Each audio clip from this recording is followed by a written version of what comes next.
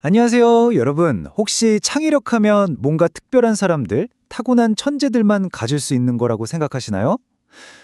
오늘 그 생각이 완전히 바뀔 겁니다. 창의력이라는 게 사실은 누구나 배울 수 있는 실용적인 기술이거든요. 오늘은 그 기술을 내 것으로 만드는 네 가지 필수 법칙을 하나씩 아주 재미있게 파헤쳐 볼 거예요. 자, 그럼 첫 번째 이야기부터 바로 시작해 볼까요? 자, 한번 상상해 보세요. 어느 거리에 가게 3개가 나란히 붙어 있습니다. 맨 왼쪽 가게는 간판에 최고의 상품이라고 써붙였고요. 맨 오른쪽 가게는 가장 싼 상품이라고 내걸었어요. 와, 그럼 이 가운데 낀 가게는 정말 난감하겠죠? 최고도 아니고 최저가도 아니고 이 어중간한 가게가 살아남으려면, 아니 오히려 저 두 가게를 이기려면 대체 어떤 기발한 아이디어를 내야 할까요? 여러분이라면 어떡하시겠어요?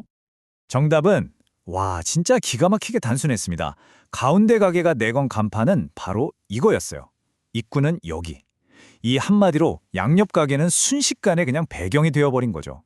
바로 이런 겁니다. 기존의 판을 완전히 뒤집어버리는 생각의 전환. 이것이야말로 창의력의 진짜 힘이죠. 방금 들으신 가게 이야기, 이게 그냥 재미로 하는 얘기가 아닙니다. 지금 우리 시대에는요, 창의력이 선택이 아니라 생존의 문제거든요. 왜냐고요? 바로 우리가 사는 지금이 모든 게 급변하는 불연 속의 시대이기 때문입니다.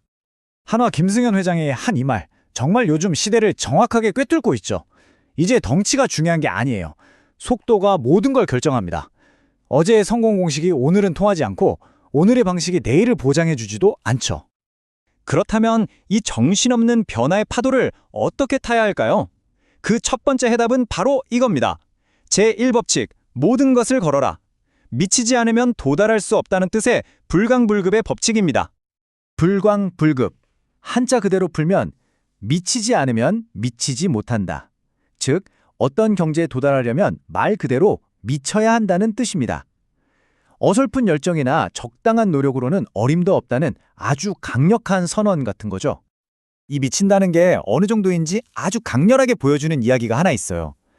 옛날에 한 도인이 깨달음을 구하는 사람의 머리를 잡고 그냥 물속에 쳐넣어 버렸죠. 그 사람이 죽기 직전에 발버둥 치면서 겨우 물 밖으로 나왔을 때 도인이 이렇게 말했답니다. 깨달음도 방금 네가 숨 쉬고 싶었던 그 간절한 만큼 원해 얻을 수 있는 거라고요. 와, 정말 소름 돋는 비유 아닌가요? 자, 이 숫자 한번 보시죠. 11만 3천. 이게 대체 뭘 의미하는 숫자일까요? 바로 조선시대 시인 김득신이 사마천의 사기에 나오는 백이전이라는 짧은 글을 읽은 횟수입니다. 스스로 머리가 나쁘다고 생각했던 그는요, 그 한계를 오직 미친 듯한 몰입, 이 하나로 돌파해낸 겁니다. 자, 이렇게 미칠 준비가 되셨다면 이제 두 번째 법칙으로 넘어가 보죠. 바로 수정란이 되어라. 이건 우리의 내면, 우리의 잠재력에 관한 이야기입니다.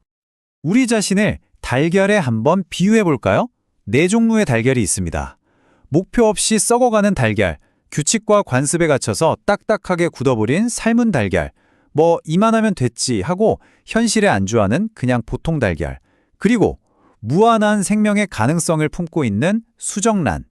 창의적인 사람은 바로 이 네 번째, 수정란 같은 사람입니다. 여러분은 지금 어떤 상태의 달걀이신가요? 그리고 이 수정란이 진짜 생명으로 태어나려면 반드시 껍질을 깨야 하죠. 근데 여기서 정말 중요한 게 있어요. 누군가 밖에서 껍질을 깨주면, 즉 타파하면 이건 그냥 계란 프라이가 될 뿐이지만 안에서 스스로의 힘으로 깨고 나오면, 자파하면 새로운 생명이 시작됩니다. 진정한 창조와 성장은 바로 이 자파, 내 안에서부터 시작되는 겁니다. 세 번째 법칙은 어쩌면 오늘 얘기 중에 가장 실용적인 법칙일 수도 있겠네요. 바로 다르게 보라는 겁니다. 지금부터는 세상을 그리고 문제를 완전히 뒤집어보는 구체적인 기술들을 한번 알아볼게요. 자동차 회사 도요타의 5Whys라고 하는 아주 유명한 문제 해결 기법이 있거든요. 어떤 문제가 생기면 왜? 라는 질문을 5번 던지는 거예요. 불이 났네? 왜? 난로가 과열됐네? 왜? 안 껐네? 왜? 아무도 못 봤네? 이런 식으로 계속 파고들다 보면 결국 현상 뒤에 숨어있던 진짜 근본 원인을 찾아낼 수 있습니다. 아주 단순하지만 정말 강력한 도구죠.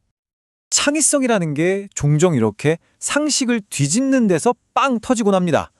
더운 나라 중동에 히터를 팔고 추운 나라 러시아에 에어컨을 판다. 말도 안 되는 것 같죠? 하지만 사막도 밤에는 엄청 춥고 러시아의 짧은 여름도 사람들에겐 덥다는 그 역발상이 완전히 새로운 시장을 열어젖힌 열쇠였습니다.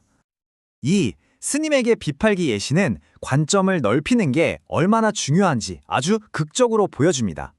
빗은 머리 빗는 도구라는 고정관념에서 벗어나서 두피 마사지기로 팔았더니 10개가 팔렸고요.